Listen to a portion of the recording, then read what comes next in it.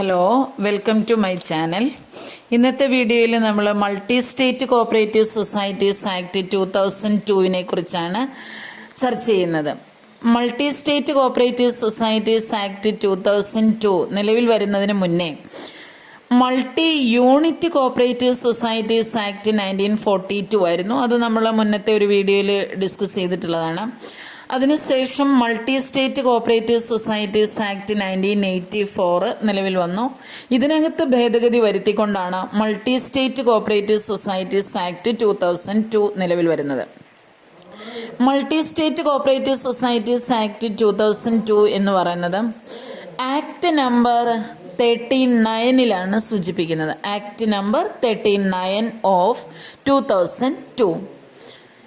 ഈ act enacted by the parliament. Multi state cooperative societies act enacted by the parliament.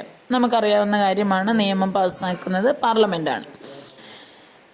53ാമത്തെ republic ദിനാഘോഷം നടക്കുന്ന ആ ഒരു വർഷത്തിലാണ് multi state cooperative societies act 2002 പാസ്സാക്കുന്നത്.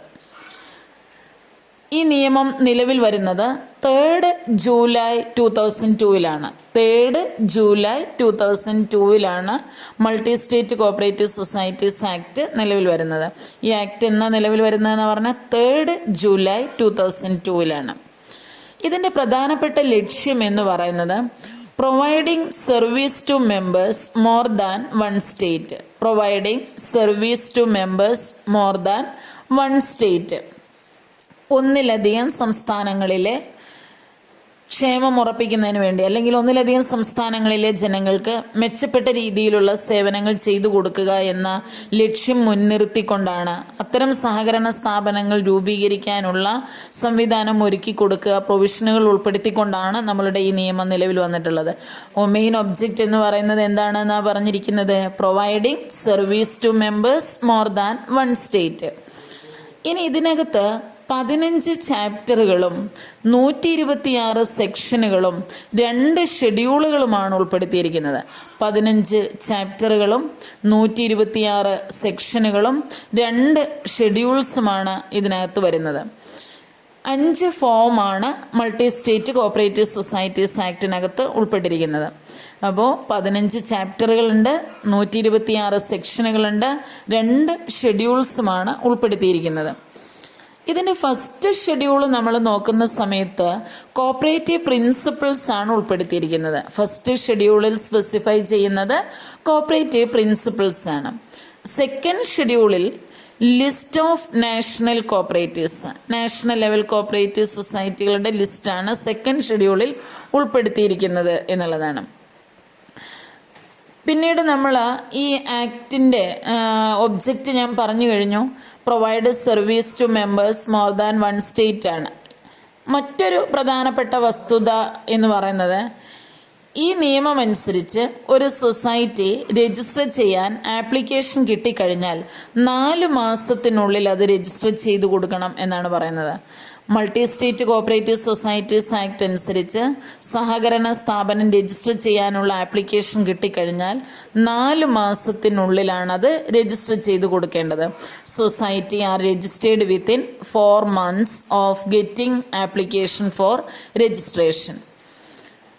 മറ്റൊരു പ്രധാനപ്പെട്ട വസ്തുത, amalgamation and division of society can be done on the basis of decision taken in the general body. Amalgamation, division of society can be done on the basis of decision taken in the general body meeting. അതായത് സഹകരണ സ്ഥാപനങ്ങളുടെ അമാൽഗമേഷനോ ഡിവിഷനോ നടത്താൻ ഉദ്ദേശിക്കുന്നുവെങ്കിൽ അതുമായി ബന്ധപ്പെട്ട തീരുമാനങ്ങൾ എടുക്കുന്നത് general body മീറ്റിങ്ങിലാണ് എന്നുള്ളതാണ്. അപ്പോൾ അമാൽഗമേഷനോ ഡിവിഷനോ നടത്താൻ ഉദ്ദേശിക്കുന്നുവെങ്കിൽ അതുമായി ബന്ധപ്പെട്ട തീരുമാനങ്ങൾ ജനറൽ ബോഡിയിൽ വെച്ചെടുക്കുന്നു. അതുപോലെ സഹകരണ സ്ഥാപനത്തിൻ്റെ പ്രവർത്തനങ്ങളുമായി ബന്ധപ്പെട്ട് തീരുമാനമെടുക്കുന്ന സമയത്ത് ജീവനക്കാരുൾപ്പെടെയുള്ള എല്ലാവർക്കും വോട്ടിംഗ് റൈറ്റ് ഉണ്ടായിരിക്കുന്നതാണ്. All members, including the employees of the society, has a right to vote in the society. അതായത് സഹകരണ സ്ഥാപനവുമായി ബന്ധപ്പെട്ട് എന്തെങ്കിലും ഒരു തീരുമാനമെടുക്കാൻ വോട്ടിംഗ് നടത്തുകയാണെങ്കിൽ അതിനകത്ത് ജീവനക്കാരെ കൂടി ഉൾപ്പെടുത്തും എന്നുള്ളതാണ് ഈ നിയമത്തിൻ്റെ മറ്റൊരു പ്രധാനപ്പെട്ട സവിശേഷത. ഇനി ഇതുമായി ബന്ധപ്പെട്ട മറ്റൊരു കാര്യം ഓർക്കേണ്ടത്, ബോർഡ് ഓഫ് ഡയറക്ടേഴ്സ് ആയിരിക്കും സെക്രട്ടറിയുടെ ഇലക്ഷനുമായി ബന്ധപ്പെട്ട കാര്യങ്ങൾ തീരുമാനിക്കുന്നത്. Board of directors decide to conduct the election of secretary. സെക്രട്ടറിയുടെ നിയമനവുമായി ബന്ധപ്പെട്ട അല്ലെങ്കിൽ സെക്രട്ടറിയുടെ തെരഞ്ഞെടുപ്പുമായി ബന്ധപ്പെട്ട കാര്യങ്ങൾ തീരുമാനിക്കുന്നത് ബോർഡ് ഓഫ് ഡയറക്ടേഴ്സ് ആണ്. ശ്രദ്ധിക്കേണ്ട ഒരു പ്രധാനപ്പെട്ട കാര്യം എന്ന് പറയുന്നത്, സെക്രട്ടറിയെ തെരഞ്ഞെടുക്കുന്ന ഇലക്ഷൻ നടത്തുക എന്നുള്ളത് സെൻട്രൽ രജിസ്ട്രാറുടെ ഡ്യൂട്ടിയാണ്. It is the duty of central registrar to conduct such election within 90 days. Board of directors ഇങ്ങനെ ഒരു കാര്യം തീരുമാനിച്ചു കഴിഞ്ഞാൽ 90 ദിവസത്തിനുള്ളിൽ സെൻട്രൽ രജിസ്ട്രാർ അതുമായി ബന്ധപ്പെട്ട് എലക്ഷൻ എന്ത് ചെയ്തിരിക്കണം, നടത്തിയിരിക്കണം എന്ന് കൃത്യമായി പറയുന്നുണ്ട്. അതുപോലെ മറ്റൊരു പ്രധാനപ്പെട്ട കാര്യം, സഹകരണ സ്ഥാപനത്തിൻ്റെ ഫണ്ടുകൾ ഗവൺമെൻറ് സെക്യൂരിറ്റികളിലോ ഫിനാൻസിംഗ് ബാങ്കിലോ ഡെപ്പോസിറ്റ് ചെയ്യേണ്ടതാണ്. ഈ സ്ഥാപനവുമായി ബന്ധപ്പെട്ടുള്ള ഫണ്ടുകൾ ഡെപ്പോസിറ്റ് ചെയ്യേണ്ടത് ഗവൺമെൻറ് സെക്യൂരിറ്റികളിലാണ് എന്നുള്ളതാണ്. വർഷത്തിൽ ഒരു തവണ അക്കൗണ്ട്സുകൾ ഓഡിറ്റ് ചെയ്യണമെന്നും നിയമം കൃത്യമായി അനുശാസിക്കുന്നുണ്ട്. അപ്പോൾ multi state cooperative societies act നിലവിൽ വരുന്നത് 3 ജൂലൈ 2002 പാർലമെൻറ്റാണ് ഈ നിയമം പാസ്സാക്കിയിട്ടുള്ളത്. ഇതിനകത്ത് ഇതുമായി ബന്ധപ്പെട്ട മറ്റൊരു കാര്യം, 53ാമത്തെ റിപ്പബ്ലിക് ദിനം നടത്തുന്ന ആ വർഷത്തിലാണ് ഈ നിയമം നിലവിൽ വരുന്നത്. ഈ നിയമത്തിൻ്റെ ആക്ട് നമ്പർ 39 ഇതിനെക്കുറിച്ച് സൂചിപ്പിച്ചിട്ടുള്ളത്. 15 ചാപ്റ്ററുകളും 126 സെക്ഷനുകളും 2 ഷെഡ്യൂളുമാണ് ഇതിനകത്ത് ഉൾപ്പെട്ടിരിക്കുന്നത്. ഫോം നമ്പർ 5 ഫോമുകളാണ് ഇതിനകത്ത് ഉൾപ്പെട്ടിരിക്കുന്നത്. ഫസ്റ്റ് ഷെഡ്യൂളിൽ കോഓപ്പറേറ്റീവ് പ്രിൻസിപ്പിൾസിനെ കുറിച്ച് പറയുന്നു. സെക്കൻഡ് ഷെഡ്യൂളിൽ ലിസ്റ്റ് ഓഫ് നാഷണൽ കോഓപ്പറേറ്റീവ്സ് ആണ് പറയുന്നത്. അതുപോലെ തന്നെ provide service to members more than 1 state എന്നുള്ളതാണ് ബേസിക് ഒബ്ജക്റ്റ് എന്ന് പറയുന്നത്. സഹകരണ സ്ഥാപനം രൂപീകരിക്കാനുള്ള ആപ്ലിക്കേഷൻ കിട്ടി 4 മാസത്തിനുള്ളിലാണ് ഈ നിയമം അനുസരിച്ച് അത് രജിസ്റ്റർ ചെയ്ത് കൊടുക്കേണ്ടത്. അതുപോലെ തന്നെ മറ്റൊരു പ്രധാനപ്പെട്ട കാര്യം എന്ന് പറയുന്നത്, ഇതുമായി ബന്ധപ്പെട്ട എല്ലാ കാര്യങ്ങളും, അതായത് അമാൽഗമേഷനോ ഡിവിഷനോ നടത്തുന്നുവെങ്കിൽ ജനറൽ ബോഡിയിൽ എടുക്കുന്ന തീരുമാനത്തിൻ്റെ അടിസ്ഥാനത്തിലായിരിക്കും. സ്ഥാപനവുമായി ബന്ധപ്പെട്ട് എന്തെങ്കിലും തീരുമാനമെടുക്കുന്നുവെങ്കിൽ അതിനകത്ത് എംപ്ലോയീസിന് വോട്ടിംഗ് റൈറ്റ് നൽകുന്നതായിരിക്കും.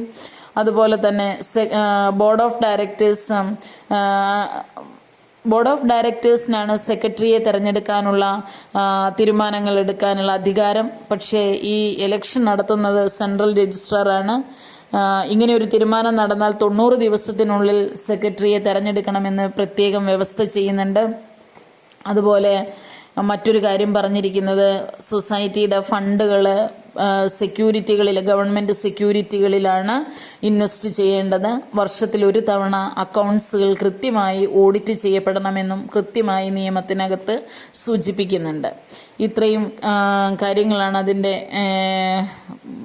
പുറമേ നിന്ന് നമ്മൾ മൾട്ടി സ്റ്റേറ്റ് കോഓപ്പറേറ്റീവ് സൊസൈറ്റീസ് ആക്ടിനെ കുറിച്ച് നോക്കുമ്പോൾ മനസ്സിലാകുന്നത്. 126 സെക്ഷനുകൾ അതിനകത്ത് ഉൾപ്പെട്ടിട്ടുണ്ടെന്ന് പറഞ്ഞു. നമ്മളത് ഈ വീഡിയോയ്ക്കകത്ത് ഉൾപ്പെടുത്തിയിട്ടില്ല. അതിനെക്കുറിച്ച് നമുക്ക് അടുത്തൊരു വീഡിയോയിൽ ഡിസ്കസ് ചെയ്യാം. Okay, thank you very much.